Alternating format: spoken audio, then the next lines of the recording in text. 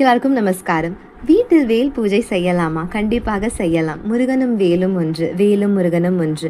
முருகப்பெருமானின் வழிபாட்டில் முக்கியமான வழிபாட்டு இந்த வேல் பூஜை ஆகும். நம் முன்னோர்கள் காலத்தில் இருந்து வேல் பூஜை பண்ணும் முறை நடைமுறையில் உள்ளது. வீட்டில் வேல் பூஜை செய்வது எப்படி? வெள்ளியில், மரத்தில் அல்லது செம்பு போன்ற உலகத்தில் ஒரு வேல் வாங்கி வைக்கவும். அதை வெள்ளி அல்லது பித்தளை கிண்ணத்தில் பச்சரிசி நிரப்பி அந்த வேலை வைக்கவும்.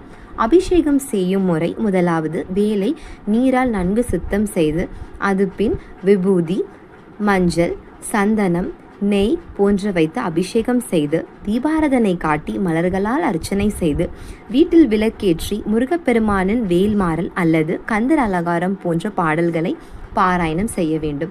எந்த நாளில் வேல் பூஜை தொடங்கலாம்? செவ்வாய்க்கிழமை அல்லது முருகப்பெருமானின் விசேஷ தினங்களாகிய சஷ்டி, கிருத்திகை நட்சத்திரம், வைகாசி விசாகம், பங்குனி உத்திரம் போன்ற விரத நாட்களில் பூஜை செய்வது சிறப்பான பலனை நமக்கு தரும்.